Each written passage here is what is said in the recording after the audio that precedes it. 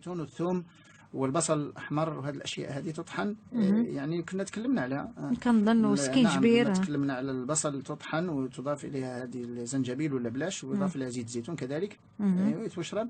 هذه تحد من السعال والكحه، هذه اللي كنسميوها، وخصوص في فصل البرد، لان الناس هذو اللي كيكحبوا في فصل البرد كيولي عندهم مشكل كبير، لان هذوك هذه الرئه ملي كيوصلها هذيك يعني الهواء بارد كيكون عنده واحد المشكل داخل، لان التمدد ديال الرئه هي هذيك الكحبه منين جايه، هذيك التمدد كيوقع بواحد السرعه، هذوك كيرجعوا كونتراكسيون، وكتوقع هذيك هذا الكح، هذا هو المشكل مزعجه.